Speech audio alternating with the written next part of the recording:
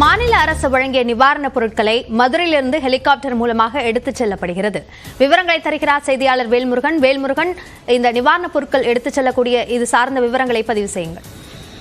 அபிநயா, தொடர்ச்சியாக விமானப்படையினுடைய சார்பில் தொடர்ந்து பல்வேறு இடங்கள்ல மீட்பு பணியில் ஈடுபட்டு வருவதோடு மட்டுமில்லாமல் மழையில் சிக்கி தற்போது உணவின்றி தவித்து வரக்கூடியவர்களுக்கு நேரடியாக உணவு பட்டலங்களை கொடுக்கக்கூடிய பணிகளில் ஈடுபட்டிருக்கிறார்கள். அந்த வகையில மாநில அரசு வழங்கி இருக்கக்கூடிய நிவாரணப் பொருட்களை தற்போது கடலோர காவல் படையினர் தற்போது அதை ஏற்றிக் கொண்டு பல்வேறு பகுதிகளில், குறிப்பாக ஸ்ரீவைகுண்டம், திருச்செந்தூர், அதே போல திருநெல்வேலி, இது போன்ற இன்னும் மழை வெள்ளம் வெளியேறாத பகுதிகளுக்கு நேரடியாக அங்கே உணவு கிடைக்காமல் இருக்கிறது, குடிநீர் கிடைக்காமல் இருக்கிறது. அந்த பகுதிகளில் தேவைக்கு ஏற்ப தற்போது பொருட்கள் அவர்கள் கொடுத்து கொண்டிருக்கிறார்கள்.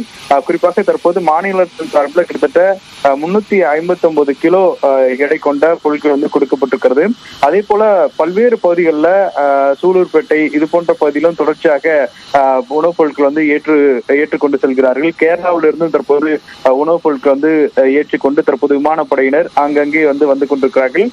குறிப்பாக நேவியின் சார்பில் இருந்து கூட தற்போது உணவுப் பொருட்களை கொண்டு வரக்கூடிய பணிகள் ஈடுபட்டிருக்கிறார்கள். தொடர்ந்து மக்களுடைய தேவை இருக்கக்கூடிய இடங்கள்ல மீட்பு பணிகள் ஈடுபடக்கூடிய அதே வேளையில உணவுப் பொருட்களை பிரதானமான பகுதிகளில் கொண்டு சேர்க்கக்கூடிய பணிகளில் தற்போது விமானப்படையினர் ஈடுபட்டிருக்கிறார்கள். அபிநயா, விரிவான விவரங்களுக்கு நன்றி வேல்முருகன்.